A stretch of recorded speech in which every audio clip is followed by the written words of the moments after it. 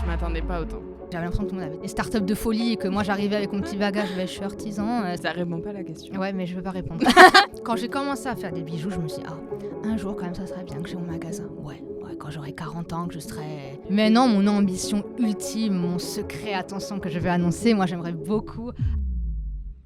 On est parti pour une petite heure d'interview. Tu es stressée? Oui. Ça se voit, je pense. Il faut le dire, comme ça déstresse. Oui, je suis très stressée, oui. Mais je pense que ça se voit, donc bon. Non, je te jure, ça va pas se voir et ça Ouais. va être une discussion entre nous. Faut pas que je bouge trop les mains parce que j'ai tendance à... Je vais les bouger aussi. Bon, on les bouge Le tout, ensemble. c'est que tu ne touche pas le micro. Non, ça va aller. Parce que sinon, ça s'entend. Je sais. On va parler de toi, on va parler de ton parcours entrepreneurial, de ton entreprise, de toutes tes expériences pour apprendre à te connaître. Est-ce que ça va? Oui, pour le moment, ça va. Oui. Alors, je m'appelle Fanny Vacarès. Je suis créatrice de bijoux et artisan pour la marque Tofas depuis pratiquement 4 ans. Oh. Et ça va faire 2 ans que j'ai ouvert mon atelier boutique à Corté, que je fais ça donc à plein temps. Tu dis que tu as commencé il y a 4 ans, tu as commencé depuis chez toi? Oui, j'ai démarré quand j'étais à la fac. Donc à la base, je faisais vraiment ça pour m'occuper. Et au fur et à mesure du temps, ça a pris beaucoup plus de place. J'ai ouvert mon entreprise parce que je faisais de plus en plus de bijoux et j'avais vraiment cette envie de commercialiser en fait mes créations. Donc au démarrage, ça a vraiment été dans des points de vente physiques vu que j'avais pas de boutique. Donc à Bastia, à Ajaccio. Après, pendant un moment, j'ai aussi diffusé sur un site réservé aux artisans, donc en ligne. J'avais pas encore mon site, mais c'est vrai que c'était vraiment une activité secondaire pour me faire de l'argent de poche et parce que j'ai toujours aimé tout ce qui était un peu manuel, un peu artistique. Donc c'était vraiment quelque chose qui me plaisait parce que j'avais un parcours entre guillemets scolaire qui avait vraiment rien à voir avec l'artisanat. J'étais à la fac de droit, donc vraiment rien à voir, un milieu assez rigide. Et c'est vrai que cette activité me permet vraiment de m'évader, ça me faisait beaucoup de bien. Mais quand même, je continuais mes études à côté parce que c'était quand même important d'avoir un diplôme. Qu'est-ce qui s'est passé après? J'ai obtenu ma licence, que j'ai souhaité trouver un travail juste après la licence. Donc c'est posé la question, je dirais, de est-ce que je continue ou pas? Entrepreneur ou on va dire emploi classique, sécurité, tout ce que tu veux. C'est vrai que mon entourage n'était pas forcément pour que je vive, que je tente de vivre de mon activité. Donc j'ai gardé ça dans un coin de ma tête. Et puis à Rio, au mois de septembre, j'ai trouvé un CDI en tant qu'assistante juridique. Donc vraiment rien à voir avec le milieu entrepreneur. C'était quelque chose qui me correspondait à l'époque. C'était en lien avec les études que j'avais fait. Donc c'était vraiment ce que je recherchais. C'était un CDI. C'était dans le monde juridique. Il y avait du droit. Je suis restée à peu près 1 an. Et au bout d'1 an, j'ai décidé de quitter mon CDI parce que je voulais tenter de vivre de mon activité parce qu'elle se développait. J'avais un peu plus de demandes, j'avais beaucoup plus de points de vente, que ça soit Bastia, dans le Cap, Ajaccio, j'en avais quand même beaucoup plus. Et tout simplement, je ressentais ce besoin J'avais envie d'essayer, j'ai dit, ça marche pas. Mais je ressentais ce besoin, j'avais envie d'entreprendre, je voulais vraiment faire quelque chose qui me correspondait et cet emploi, pas qui me correspondait plus, mais j'étais à la recherche d'autre chose. Je sentais que c'était le moment de me lancer honnêtement, donc j'ai quitté mon emploi. Ça n'a pas été forcément très très simple parce que on quitte un peu un milieu entre guillemets privilégié. Pour dire à ton entourage, je vais passer mon été à faire des foires et des marchés. Ça peut être un peu mal perçu. Bon, je faisais beaucoup de foires et de marchés, c'est vrai que c'était quand même un rythme assez soutenu. Effréné, J'étais toute seule, je bougeais Corse du Sud, Haute-Corse. Donc c'est vrai qu'arrivé au mois de septembre, c'est posé la question de il va quand même falloir un peu stabiliser tout ça. C'est plus la saison des foires parce que ça. c'est majoritairement estival. Tout à fait. Donc je me suis retrouvée, j'avais le site, mais il tournait pas autant que maintenant, je dirais. Donc je me suis dit, il va falloir que je trouve une solution. Parce que comme tu dis, au mois de septembre, les foires et les marchés, il n'y en a plus. Moi, c'était pas forcément un milieu non plus dans lequel je me reconnaissais. J'avais envie d'avoir mes bijoux dans un cadre, on va dire, pas de bijouterie. Qui te ressemble. Qui me ressemblait. Donc je me suis dit, il va falloir chercher un local commercial. Ok. Et là... Alors, j'ai plein de questions. On va revenir un petit peu en arrière. J'ai un peu tout déballé, là, je sais. Mais c'est très bien parce que du coup, ça a été... couperas, voilà. Je couperai rien du tout. C'était très, très bien. Là, on a le contexte général de tout ce que tu as fait. C'est énormément de taf. Tu vas justement nous en parler de tout ce que comprend l'entrepreneuriat pour ceux qui nous regardent et qui ne connaîtraient pas tous les aspects de l'entrepreneuriat. Au début, on se lance et on n'a pas l'impression en fait que ça nous demande autant de travail. On se dit, on va se focaliser sur la création de bijoux, par exemple. Moi, au début, quand j'ai commencé, c'était création des réseaux sociaux pour des entreprises. Je m'imaginais pas exactement comme toi tout ce que ça comportait. Mais moi non plus. Dis-nous un peu toutes les casquettes que tu as et peut-être un peu le temps que ça te prend. Le temps, je pourrais pas trop le compter. Je dirais beaucoup. Bon, moi, je travaille beaucoup. Je regarde pas mes heures. Beaucoup de personnes pensent que, une fois que l'atelier ou le magasin est fermé, que je rentre chez moi, c'est terminé. La journée est finie. En pratique, c'est quand même un peu plus complexe. Bon, déjà parce que moi, j'ai des commandes aussi du site à gérer, donc j'ai cet aspect-là qui est pas de la vente physique dans mon atelier. Bon, j'ai tout ce qui est la vente, tout ce qui est administratif. J'ai la création. Aussi quand même, j'ai tout ce qui est comme sur les réseaux que j'essaie de développer parce que pour moi c'est quelque chose d'important. Enfin, même si j'ai une boutique physique à Corté, j'ai quand même beaucoup de clientes qui ne sont pas aussi à Corté.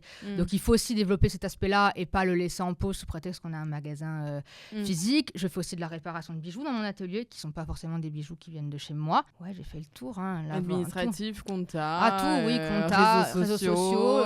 Calculer le prix de ces bijoux aussi, ça prend du temps. C'est pas, ça se fait pas en 10 minutes où on se dit tiens celui-là, allez.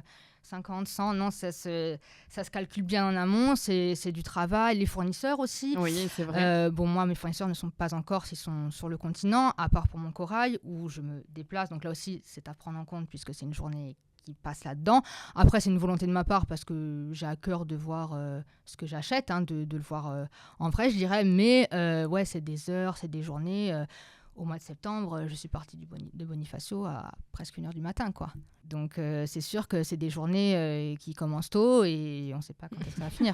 Après, bon... Impressionnant. Ouais. Tu vas nous raconter un petit peu ce que c'est pour toi l'entrepreneuriat quand tu as commencé. Tu t'attendais à déjà ce que ça prenne ces proportions-là? Non. Parce que tu as envie et du temps que ça te prenait. Je pensais pas, honnêtement, moi je voulais pas être entrepreneur. Que ça soit artisan ou entrepreneur au sens large, pour moi c'était non. Déjà parce que pour moi entrepreneur c'était obligatoirement avoir une grosse structure, plein d'employés. Je pensais pas qu'on pouvait être entrepreneur, tout seul. Pour moi, il fallait vraiment des grosses structures, des grosses entreprises. Donc, moi, c'est pas ce que je voulais. Moi, j'étais vraiment... je me disais, je serais salarié, le CDI. Mais même moi, quand j'ai ouvert mon magasin, je me suis dit, c'est trop bien, je vais avoir mon magasin, je vais passer ma journée à faire des bijoux. Comme je dis, pour faire rire les gens, je vais passer la journée à enfiler des perles. mais en pratique, mon activité reste la création de bijoux, bien évidemment. Mais sur, on va dire, 100%, la création de bijoux, elle est dans les têtes 10, 15. Non. Ouais. Ah ouais. Je m'attendais pas autant. Ok. Après, il y a une gestion déjà d'un commerce, il y a les réseaux, il y a aussi, je me suis rajouté entre guillemets le service réparation il y a des périodes où j'ai quand même beaucoup de réparations à faire, donc ça prend le pas aussi sur mes créations personnelles. Donc oui, des fois, il y a des semaines où je me dis, aujourd'hui, il faut que je fasse X pièces. J'arrive le samedi, j'en ai fait 1 sur 10, quoi. Je pense que quand on se lance en tant qu'entrepreneur, qu'on soit artisan ou pas artisan, je pense que tous les à côté de l'entreprise, il faut quand même en tenir compte et ne pas que se fixer sur son activité principale. Comme moi j'ai fait, je me suis dit, je vais faire des bijoux toute la journée. Ces moments-là, justement, où des entrepreneurs et entrepreneuses comme toi viennent dans Capsule, ça permet aussi de sensibiliser sur ça. Donc, c'est cool que tu en parles. C'est quoi maintenant un peu ta vision de l'entrepreneuriat? Ça a évolué comment de ton début à aujourd'hui? Moi, j'ai toujours aimé tout ce qui était un peu artistique de près ou de loin. Mais comme beaucoup, on me disait, non, c'est pas un vrai métier. Donc, très vite, j'ai compris qu'il fallait que je fasse quelque chose de classique. Maintenant, quand j'ai bifurqué, je dirais, pour devenir entrepreneur, en fait, ce que je me suis clairement dit, c'est que, parce que le métier que je fais actuellement, c'est pas forcément un métier qu'on peut trouver facilement en tant que salarié, il faut dire ce qu'il y a aussi. Je me suis dit, je vais pas attendre qu'on me donne ma place, je vais me la créer. Donc, je vais créer, entre guillemets, mon métier, créer mon activité. Et c'est à partir de ce moment-là où je me suis dit, à un moment donné, il faut passer la 5e. Pour moi, l'entrepreneuriat, c'est vrai que c'est aussi prendre des risques. Moi, quand j'ai ouvert mon magasin, j'ai pris beaucoup de risques. Ça faisait 2-3 mois que je faisais ça à temps plein. Mais je pense que le risque, quand on est entrepreneur, ça fait partie du jeu. Le risque, c'est pas un problème. L'échec, c'est pas un problème. Il faut passer au-dessus. Il y a un échec, ça arrive à tout le monde. Comment tu le gères? Ça fait partie du jeu. Mais il faut savoir rebondir, se dire, là, ça n'a pas marché. Pourquoi? Pour pas le reproduire et ne pas rester, on va dire, à entre guillemets, se morfondre ou se dire, mon Dieu, là, j'ai fait une bêtise, là, ça marche pas, là, ça plaît pas, comment je vais faire? Non, on rebondit, c'est pas grave. On sait ce qui marche, on sait ce qui marche pas. Mais je pense que quand on démarre, à faire des erreurs, moi aussi j'ai déjà lancé des collections ou des gammes de bijoux qui n'ont pas forcément marché au démarrage.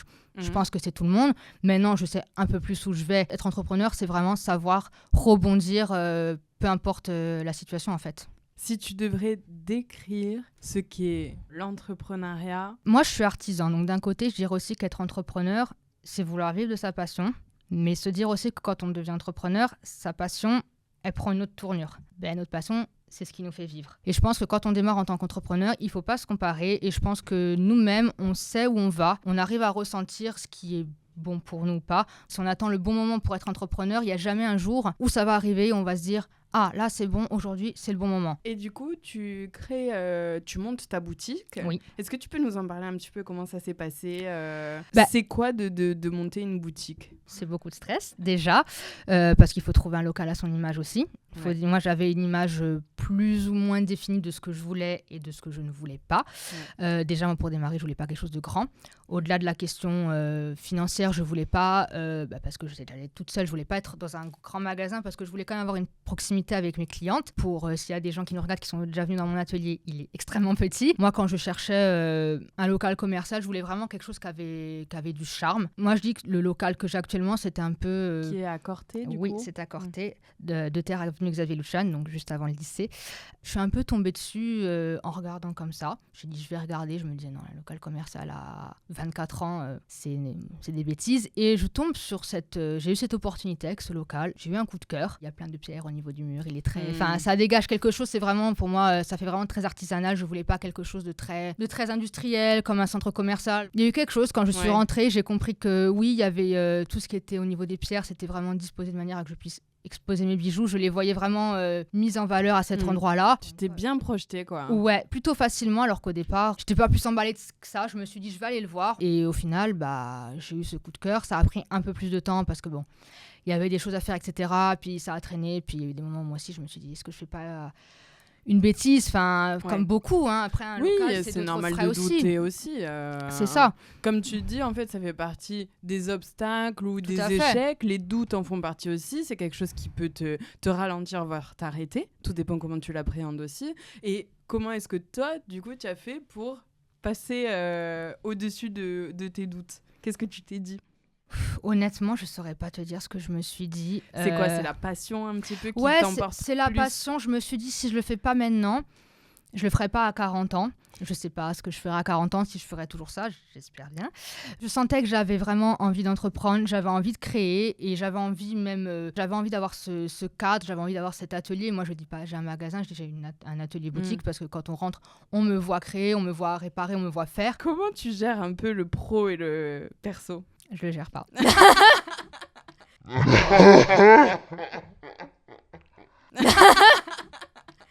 J'ai beaucoup de mal à mettre de limites. Je me suis toujours dit, il faut que je me fixe des limites quand même. Après, il y a des périodes. Il y a des moments où j'arrive à mettre des limites, où je me dis, je coupe. C'est très fatigant à pas se le cacher, mais c'est pas de la fatigue qui me dérange pour le moment. Après, sur du très long terme, oui, mais je sais qu'il vaut mieux que je coupe dans le sens si je veux être très productive quand je m'y remets. Donc, je me force des fois un peu à couper. Je coupe pas pendant 2 jours parce que c'est quand même très compliqué. Enfin, moi, mon entreprise, c'est un peu mon bébé. Je sais pas si c'est une question, si c'est un manque quand je déconnecte, quand ça m'arrive, attention. Pour le moment, j'ai beaucoup de mal à gérer les deux. Pour le moment, c'est quelque chose... Là, par contre, je sais que de ce point de vue-là, c'est quelque chose sur lequel je suis pas... Enfin, mon travail, moi, même si je ferme mon magasin, je sais que le soir, j'y pense. Des fois, je m'occupe du site, je m'occupe de mes photos, tout ce qui est éventuellement des commandes, s'il faut que je parte plus tôt de chez moi pour aller les expédier, etc. Donc, je peux pas vendre du rêve en disant oui, je pose une limite, j'ai un cadre le week-end, je ne pense pas à mon travail parce que ça serait... C'est pas ce que je te demande. Je sais, mais ce serait... Je sais que moi-même, j'aimerais bien le dire, mais c'est pas le cas. Bon, moi, déjà, le samedi, je suis au magasin, donc bon, déjà, le week-end, voilà. Mais, Ok, mais par contre, le lundi, tu es ouverte ? Non, je suis fermée. Sauf période de fête, etc., où là, je suis ouverte, voilà. Mais j'ai mon week-end est décalé, je dirais. Mais au final, je suis chez moi, mais je suis sur l'ordi. Ok, tu déconnectes pas forcément. Non, je réfléchis au niveau des fournisseurs. Je me dis, quand on prépare des collections, si on y pense avant, donc c'est-à-dire que par exemple, au mois d'août, on s'est dit la collection hiver, qu'est-ce qu'on va faire ? Ça se prépare avant. Même des fois, si je ne suis pas sur le téléphone, pas sur l'ordi, que physiquement, je suis absente dans ma tête. Ah oui. Moi, je me dis toujours, mon entreprise, sans moi, elle ne tourne pas. Je peux couper, mais pas à 100%. Je coupe une petite heure par-ci, une petite heure par-là, mais disons que couper une semaine, c'est vrai que j'ai du mal. Ouais. Je pense qu'à moins de déléguer une partie de mon travail, la vente, la com, je sais pas, la vente physique au magasin, avoir quelqu'un, mais je pense qu'à moins de déléguer quelque chose, ça sera surtout compliqué, surtout que moi, mon entreprise, maintenant, beaucoup de gens mettent un visage sur... c'est pas juste le logo bleu avec écrit Tofa, beaucoup de gens mettent mon visage. Ils se sentent plus proches de toi parce que tu partages beaucoup. Et cette proximité, bien sûr, oui. C'est ce que tu dis depuis tout à l'heure. Et c'est une stratégie comme une autre. Oui, moi, c'est ce que j'ai voulu, bien sûr. Il y a des humains derrière, tu voulais être plus proche de ta clientèle, tu te mets sur les réseaux sociaux. C'est très logique, je trouve. Oui, bien sûr. Pour moi, l'artisanat, c'est quand même de l'humain. C'est pas produire à la chaîne et acheter. Donc, pour moi, c'était naturel de me montrer parce que c'est moi l'artisan de ma marque. Pour moi, c'était quelque chose de naturel. C'est pas comme si on commandait sur un site, entre guillemets, impersonnel, où on commande le bijou et puis il arrive et puis on sait pas toute l'histoire qu'il y a derrière, en fait. Tu fais de la pédagogie aussi. Oui. Beaucoup, ça. Beaucoup, oui. Moi, j'ai des bijoux qui sortent. Les gens pensent qu'ils se disent c'est beau, ça a été fait comme ça à la main, c'est magnifique. Mais c'est des bijoux. Moi, je travaille pratiquement que avec des pièces uniques qui m'ont mis 2 ou 3 jours avant de me dire ok, je vais faire cet assemblage de pierres, de pendentifs d'après et ok, ça me convient. C'est pas j'arrive le matin, j'ouvre mes boîtes et je me dis aujourd'hui, je vais mettre ça avec ça. Non. Écoute, on va continuer à parler de ça. Je t'invite à piocher une nouvelle carte. Ton engagement. Ton engagement, qu'est-ce qui a fait que tu t'es dit je veux faire que des pièces uniques, je veux faire que des pièces exclusives, je veux travailler avec du corail insulaire par exemple, je veux pas faire des bijoux à la chaîne, c'est quand même très engagé, tu vois. Ouais, moi je voulais vraiment quelque chose, d'une manière générale, moi je voulais pas que mes clientes aient toutes le même produit, je voulais vraiment qu'il y ait ce côté unique, vraiment que quand elles portent, elles se disent il y a que moi qui l'ai, ou je fais aussi beaucoup de sur-mesure, j'ai beaucoup de mes bijoux qui sont pas en vente dans mon magasin, j'ai des clientes qui viennent pour me faire des demandes, elles ont un bijou à leur image, à leur souhait, qu'elles verront pas ailleurs. Le choix de mes pierres en général, moi quand je parle du corail de Bonifacio, j'ai vraiment eu à cœur je voulais vraiment travailler avec une matière locale. J'aurais très bien pu me fournir en Italie, j'aurais pu en avoir beaucoup plus parce que pas forcément une question d'argent, mais la quantité n'est pas la même qu'à Bonifacio, c'est quand même très très réglementé. Et c'est peut-être un peu moins cher aussi. Oui, bien évidemment, le prix, le corail... C'est pour ça que je te dis que c'est un engagement en fait. Oui. Qu'est-ce qui a fait que tu veux faire du local, tu veux faire des pièces uniques Moi, je voulais vraiment... Moi, il y a un moment donné où je me suis dit les pierres fines, etc., c'est bien, mais je voulais vraiment faire quelque chose de corse. Et pour moi, le corail, c'était vraiment artisanat, donc fabriqué en Corse, avec une matière corse. Je pense que je pouvais pas mieux faire. Mon corail, en plus, c'est moi qui le sélectionne personnellement, vu que je vais sur place. Je fais travailler un corailleur de Corse, qui est très réputé, qui fait une pêche très réglementée, contrairement à d'autres pêches qui ne sont pas forcément en Corse. Le corail, elle est pêchée entre 50 et 120 mètres de profondeur, donc c'est vraiment très très réglementé. Il ne faut pas pêcher tout le temps. C'est vraiment quelque chose qui me correspondait parce que moi, je mets beaucoup en avant l'éthique dans mes bijoux, les matières que j'utilise. Moi, j'ai aucune gêne à dire à mes clientes que leur appareil viennent de là ou d'ailleurs. Moi, tout vient de France ou d'Europe parce que les pierres fines, c'est vrai qu'on n'a pas forcément tout en France. Mais pour moi, l'éthique, c'est vraiment important parce qu'on est aujourd'hui dans une société où on consomme, on ne sait pas vraiment d'où viennent ce qu'on achète, bijoux ou autre. Je vise pas forcément que le monde de la bijouterie. Pour moi, c'était vraiment important que mes clientes, au-delà d'avoir un bijou qu'elles trouvent beau, qui leur corresponde, qui esthétiquement leur plaise, qu'elles comprennent d'où ils viennent, qu'elles comprennent que il est fabriqué ici, que par exemple c'est du corail, il vient de Bonifacio, c'est pas du corail qui a été pêché en Asie ou Après, comme j'explique dans toutes mes vidéos que je fais sur Instagram, ça reste du corail, ce n'est pas de la résine ou autre, mais ce n'est pas un produit insulaire. Quand tu as commencé à monter ta marque, à faire tes premiers bijoux, comment tu faisais et ça a été quoi ton évolution au niveau des bijoux et des produits que tu utilises? Au démarrage, je faisais vraiment des bijoux à base pratiquement de perles, c'était de la résine ou des perles de verre, donc je le faisais dans le salon chez ma mère parce que c'était l'espace, je me mettais au salon et je faisais ce que j'avais à faire. À la fin de la soirée, je fermais et le lendemain, je remballais tout pour le faire. Donc moi, à la base, quand j'ai commencé, c'était un peu pour me faire la main parce que comme je t'ai dit, moi, j'ai aucune formation, donc j'avais pas forcément de base au niveau de ce métier, je dirais. Donc j'ai travaillé avec de la résine, des perles en verre principalement pour démarrer. Et c'est vrai qu'en vrai, très rapidement, j'ai voulu me mettre aux pierres fines parce que moi, personnellement, je croyais au bienfait des pierres au niveau des bijoux. Donc très rapidement, je me suis mise à faire des bijoux avec des pierres fines et c'est à partir de là principalement que j'ai commercialisé mes bijoux. À partir du moment où j'ai mis des pierres fines, tu vendais à qui ? Alors, je vendais principalement dans des dépôts-ventes, donc dans des instituts de beauté, dans des même magasins. Pas à tes copines Non, pas forcément. Ouais, plutôt à ma famille, oui, qui était quand même assez friand de ce que je faisais. Et puis après, il y a eu un moment donné où tout le monde m'a dit pourquoi tu fais pas dans des dépôts-ventes ou dans des concept stores, etc. Moi, j'étais pas. Moi, je me disais pourquoi moi des bijoux. Enfin, il y a plein de marques de bijoux, que ce soit corse ou international, c'est pas quelque chose de nouveau, etc. Et au final, j'ai réussi à trouver des personnes sur Bastia et principalement Bastia et Ajaccio qui croyaient en mon projet, qui croyaient en mes créations et qui ont accepté de me faire confiance pour travailler avec moi. Donc au démarrage, c'était pratiquement que du dépôt-vente ou via les réseaux. Après, moi, j'ai commencé à les diffuser sur un site d'artisans parce que c'était quelque chose. J'avais envie de faire de la vente en ligne et je me la sentais pas d'ouvrir un site internet au bout de quelques mois. Donc là, c'était un bon juste milieu, je dirais. Donc j'ai vraiment commencé par les dépôts-ventes. Bon, c'est vrai que les dépôts-ventes, le souci qu'il y avait, c'est que ça imposait d'avoir quand même une certaine quantité, de faire quand même beaucoup de bijoux parce qu'il fallait en laisser quelques-uns un peu partout. Donc c'est vrai que ça demandait un travail. Ah oui, c'est vrai, on n'imagine pas ça. C'est ça. Il te fallait quand même un premier stock de base. C'est ça, je pouvais pas arriver dans un commerce et leur proposer 3 colis. C'était pas possible, puis même c'était pas représentatif de ma marque aussi. Comment tu as fait pour sélectionner tes dépôts-ventes ? Tout simplement, j'ai fait. Moi, j'étais de Bastia, donc principalement, j'étais contacté des boutiques ou des ateliers qui diffusaient déjà d'autres créateurs ou que j'étais en accord avec la démarche qu'ils avaient, qui proposaient des créateurs ou des marques qui étaient un peu en lien avec ce que je faisais ou qui étaient des entreprises similaires à moi, qui diffusaient des marques, on va dire, principalement françaises ou aussi des artisans pour être quand même dans un milieu un petit peu, dans un univers qui me ressemblait. Donc j'ai été un peu culot, je me suis présentée, j'ai dit regardez, je vous montre ce que je fais, j'ai emmené des pièces, j'ai montré diverses photos, j'ai dit regardez, je vous propose mon travail, voilà, j'aime votre concept, votre boutique, est-ce que vous souhaiteriez travailler avec vous ? Et voilà, banco. Alors des fois c'était non, et des fois bien évidemment c'était oui. C'était oui, voilà. Après je pense que quand on est entrepreneur, il y a des moments il faut un peu... Oui, tu le prends pas perso. Non, il faut y aller, il faut se dire comme beaucoup de choses, il faut se dire on essaye, ça marche pas, mais au moins j'ai essayé, j'ai pas de regrets. J'ai l'impression quand même que tu as beaucoup de réflexes entrepreneuriaux très innés. Ah ouais, tu trouves ? Oui. Comme la résilience tu vas dans un commerce, on te dit non. Ok, je vais réessayer. Voilà. Je vais me lancer maintenant, je vais pas avoir peur, j'ai des doutes, c'est pas grave, j'y vais. Je veux pas être dans une case.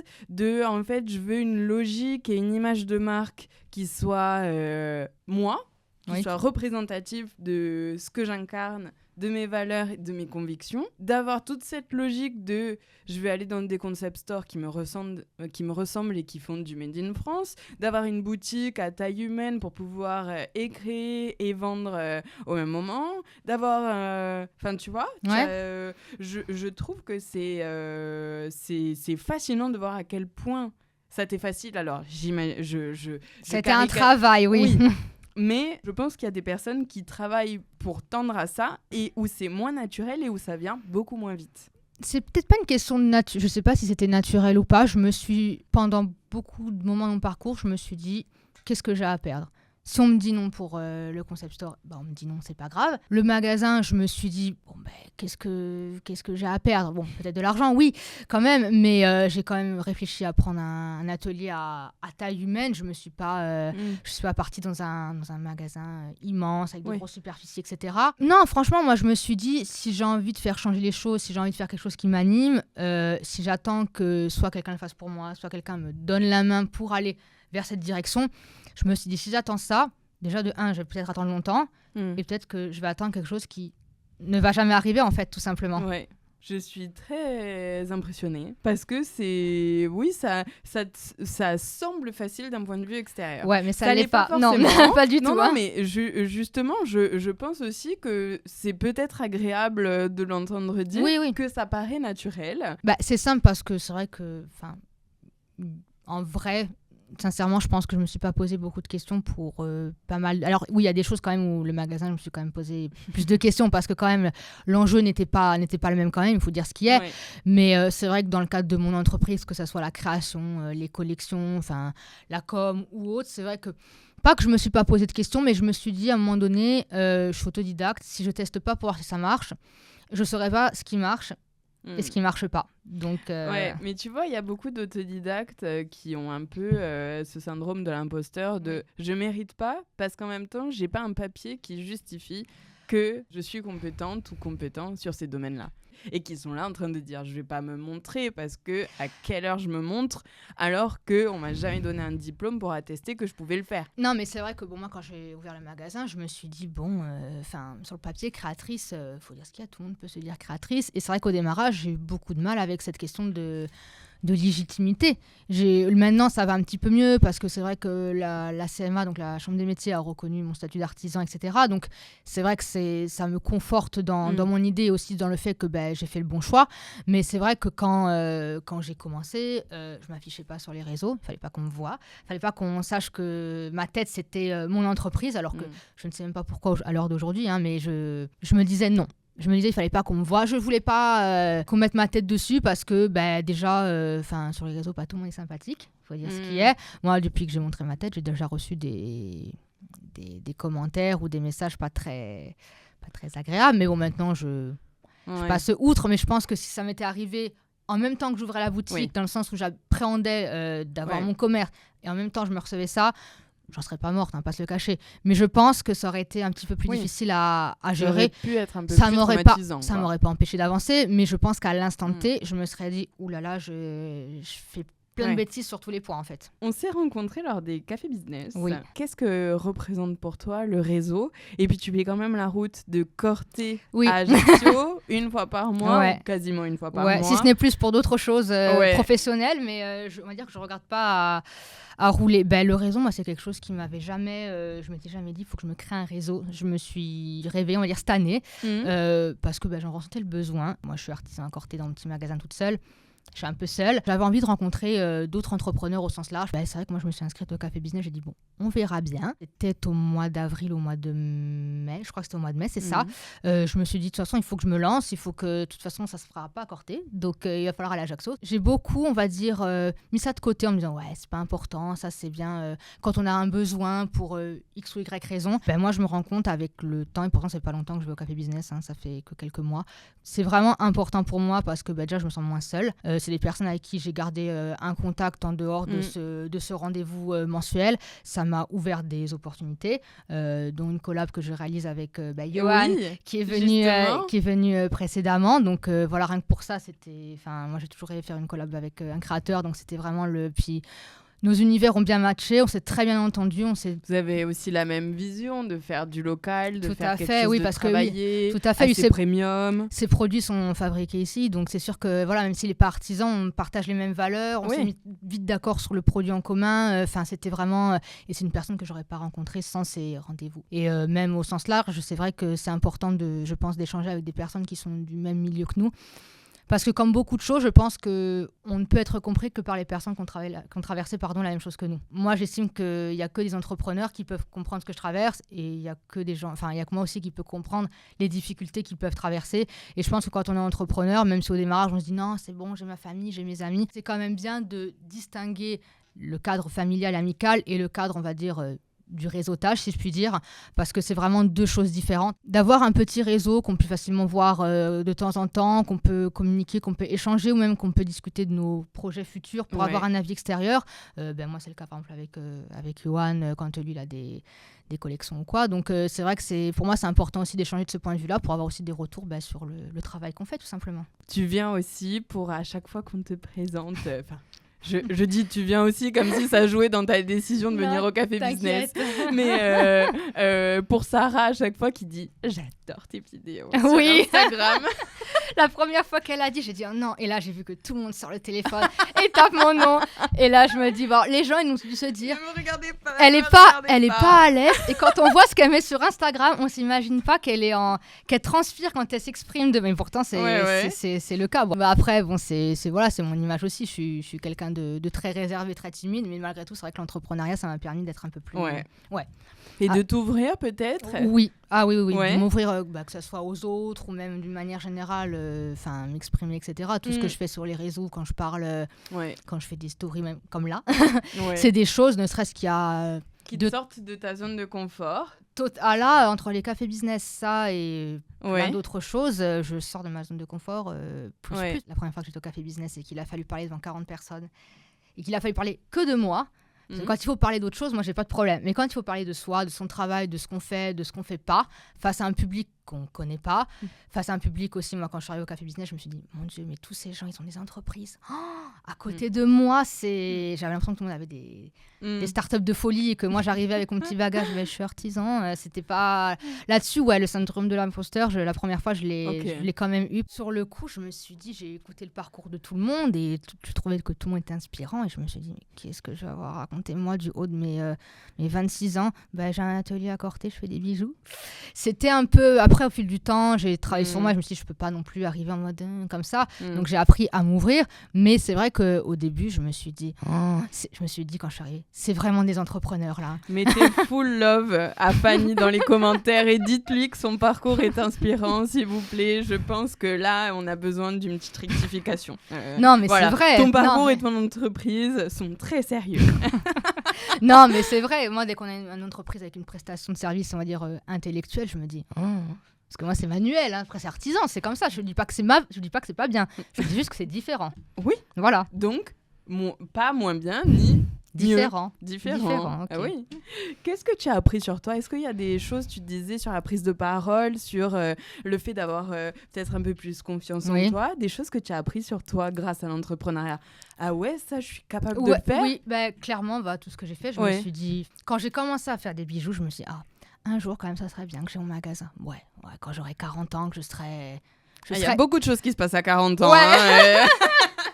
Quand je serai une vraie adulte, que je pourrai gérer un magasin, je me disais, oui, quand j'aurai 40 ans, ma vie sera faite. Je me dirais, allez, pourquoi pas un petit magasin de bijoux ? Je me suis rendu compte, et je pense que je peux parler en général, qu'en fait, on est capable de beaucoup de choses. C'est juste qu'on se met des barrières, on se dit, oh non, on n'est pas capable. Mais en fait, je pense que d'une manière générale, le travail, en fait, à un moment donné, il paye. Alors, des fois, ça prend plus de temps. Petit à petit, moi, quand je rencontre des gens qui démarrent, moi, je dis le travail, ça paye toujours à un moment ou à un autre. Ça prend du temps. Il faut pas se relâcher. Il faut pas baisser les bras ou se dire « Ah, mais ça marche pas au bout de X temps, c'est que je suis pas sur la bonne voie. » Ça prend du temps. Il faut persévérer. Je pense qu'il faut vraiment se mettre ça dans la tête. Moi, j'ai persévéré même jusqu'à maintenant et je persévère encore pour plein d'autres... Croire en son projet. Ouais, croire en son projet, se dire « Oui, j'en suis capable. » Est-ce que tu es fière de toi ? Je peux pas dire que je suis pas fière de moi, mais disons que je me dis toujours que je peux faire mieux en fait. Ça répond pas à la question. Ouais, mais je peux pas répondre. Je peux pas te dire oui à 100% parce que c'est pas vrai. Je peux pas te dire non parce qu'aujourd'hui je fais le métier que j'ai toujours voulu faire au fond de moi. Donc je peux pas dire que non, je suis pas fière de faire le métier que j'aime. Non, c'est pas vrai. Mais non, c'est vrai que moi j'ai toujours ce truc de... C'est jamais assez ? C'est jamais assez dès que même... Je change ma question alors. Est-ce que quand tu as commencé lors de ton premier bijou dans le salon de ta maman après 17h après tes cours, tu imaginais un jour être là et est-ce que tu te disais pas « Ouah, mais ça serait hyper bien ». Je me disais, au fond, un jour je le ferai. Mais je me disais pas, je le ferais si vite. À la vingtaine. Je me dirais, à 40 ans, j'aurais déjà eu un parcours professionnel, j'aurais de l'argent, je serais plus posée dans ma tête, je saurais... Enfin, voilà. C'était pas ma question. Ouais. Mais... C'est pas grave, j'ai détourné encore. Oui, j'ai vu que tu as détourné, je vais reposer la question. Repose la question, c'est pas grave, on va y passer 2 heures. Oui, tant que tu m'auras pas répondu à cette question, je te la reposerai de différentes manières. Sinon, je fais binaire, je fais oui et non. Hein. Ok, t'es fière de toi ? C'était pas celle-là la question. Si, c'était celle-là. Non. C'était l'initiale. Est-ce qu'il y a 4 ans, tu t'imaginais arriver à là et si tu te revois avec tes yeux d'il y a 4 ans, est-ce que t'es pas fière de toi aujourd'hui ? Si je me revois avec mes yeux d'il y a 4 ans, oui, je suis fière de moi. Mais là, maintenant, au moment où on parle, je ne dis pas que je suis pas fière, mais je me dis, j'ai encore plein de trucs que je peux faire pour être... ça n'empêche rien. Mais oui, il y a toujours envie d'aller bien plus sûr. loin et ça, trop mais cool. c'est sûr qu'il y a 4 ans, tu me montrerais une photo ou un truc en me disant, aujourd'hui, tu es là. Je te dirais, quoi ?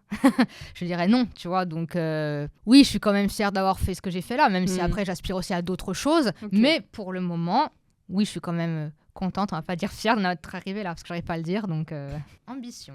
Où est-ce que tu as envie d'aller ? Tu parles de plus tard, ce que je ferai plus tard. Moi, déjà, ce que j'aimerais bien, ce serait avoir une machine pour graver.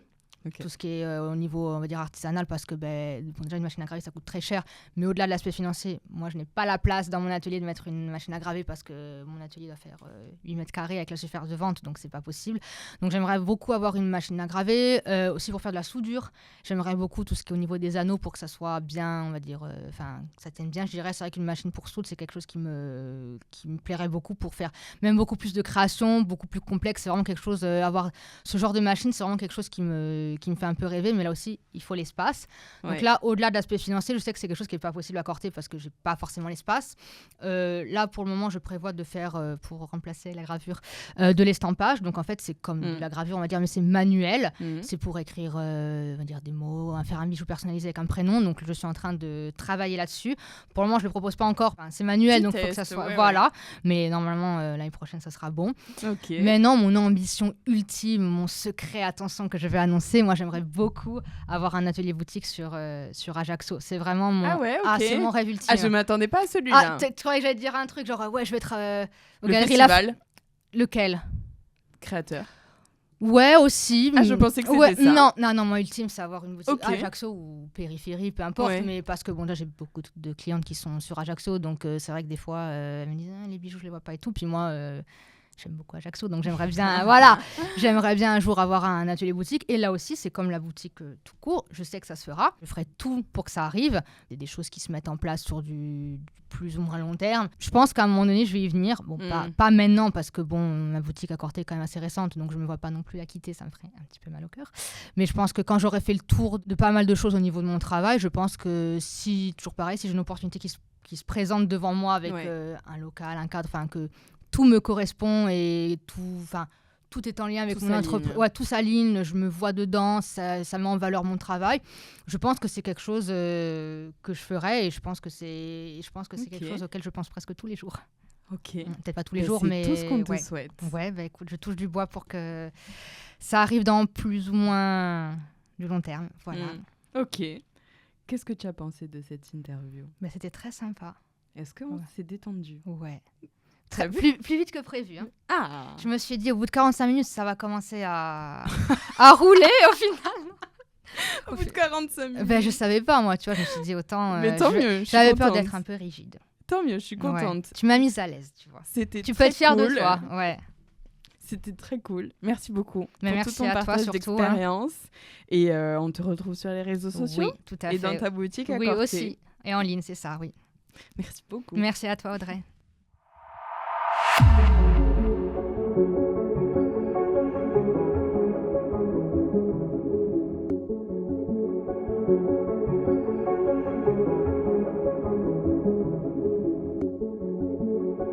you.